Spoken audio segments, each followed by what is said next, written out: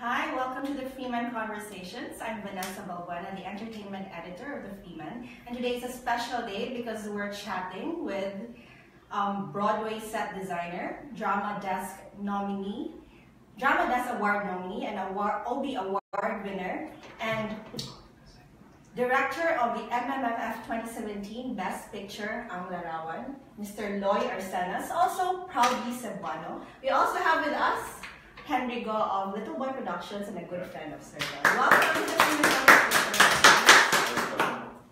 Hello, sir. Would you like to say hi to our viewers? Hi. A few words?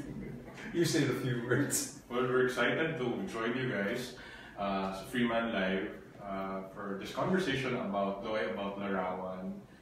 Personally, I saw the film again last week. And, So you watched it twice? I did. And I wanted to have a conversation with Loy because Loy's just back from Peru, so we haven't had the opportunities to sit down and talk about Larawan. Okay, but before we dig in, I'd like to tell our viewers to feel free to join the conversation by sending us your questions or comments, and we'll impart on nato here sa atong guest today. So go ahead and place your questions in our comment section. Okay. Start. First of all, congratulations. Best Picture and Best Actress for your lead star, Joanna Ampil. Right, yeah. How did you guys celebrate? It wasn't part of the celebration because I was abroad. But by the way, you're very lucky because Sir Loy is not, hindi kayo siya magpa-interview, right? As he said, hindi po siya ganahan ng mga press con, o mga promotional Di mo na siya showbiz. And you were not at the awards night, in fact. No, I wasn't. No. Why were you not? I was abroad. Just came back from a trip to South America. No? Yeah, I actually came to Cebu to visit my mother, who's not feeling well. So. But you're heading back to Manila tomorrow. Okay. This is your third film, yes? Yes. Third film. What makes Larawan different? Aside from it's a musical, what do you think it makes it different? It took forever to finish. No. There were a lot of stipulations required when I agreed to do the movie. First, we had to be very, very how do you call it? Loyal. We could not trim much of. We could not add into anything. We could not add anything into the existing script by Rolando Tina because Celeste Legazpi and Gurley Rodis were very, very intent on keeping the memory, or the memory of Nick Joaquin and Rolando Tino preserved with the movie. Because essentially the movie was done for really as a way for young students to know the works of these national artists.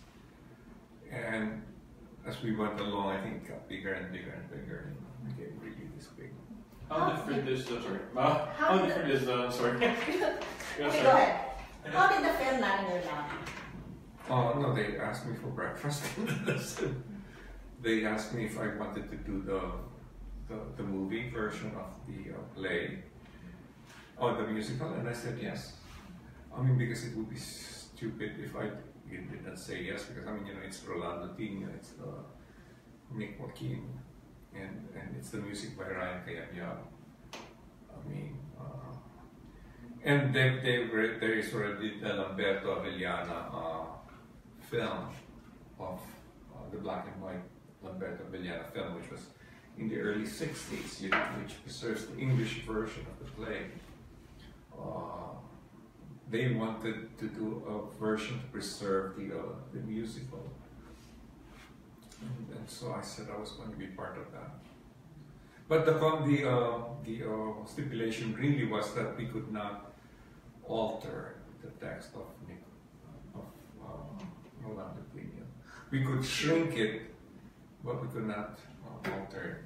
We could not add words to it. That was the only stipulation. That was the only stipulation. And but then in the end, what we found out was that we could not make the first. We had to really change the first part, which is why the introduction of Intramuros is completely different. It's new. And if you notice in the film, the section where Bitoy meets his friends, his newspaper fellow reporters. Played by Mikey Coamco and Martin De Rosario and Tanya Rose.